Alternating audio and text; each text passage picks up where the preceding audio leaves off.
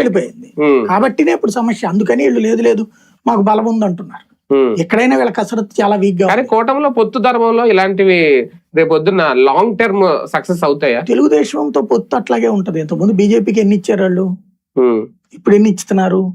జనసేనతోనైనా అంతే, కమ్యూనిస్టులతోనైనా అంతే. తెలుగుదేశంతో పొత్తులో అది ఇస్తే తీసుకోవడమే గానీ అడిగి తీసుకునే సీన్ ఉండదు. రేపొద్దున నెక్స్ట్ ఎలక్షన్ జరిగినా లేదంటే 2029 అయినా ఇదే రిపీట్ అవుదా? ఇప్పుడు దీనికి ఓకే అంటే ఎప్పుడైనా అంతే. వీళ్ళు కాదని ఎవడన్నారు? వీళ్ళకి అంత దాన్ని ఏమంటారు, వెన్నుముకలు ఎక్కడ ఉన్నాయి? అప్పుడు వీళ్ళ బలం పెరిగిందని ఇంకెలా తెలుస్తుంది? జనసేనకి సంబంధించి పవన్ కళ్యాణ్, నాదెళ్ల మనోహరు, కందులు దుర్గేష్, నాగబాబు ఈ నలుగురికి బాగా చూసుకుంటే చాలు. మిగతా వాళ్ళది ఏదన్నా ఇస్తే వాళ్ళ అదృష్టం, రాకపోతే వాళ్ళ దురదృష్టం. వీళ్ళు సపోజ్ ఒక 20 స్థానాల్లో గెలుస్తామని నమ్మకం ఉంది, తీసుకుంటారు.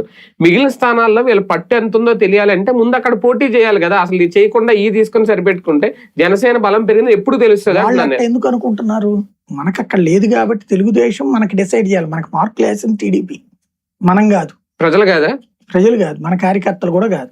ప్రజలు వేస్తే కనుక ఎట్లాగా? క్రిందటిసారి వేయలేదు కదా 2029లో. వాళ్ళు పద్దాక అదే మాట అనేది 2019లో మాకేలేదు కదా.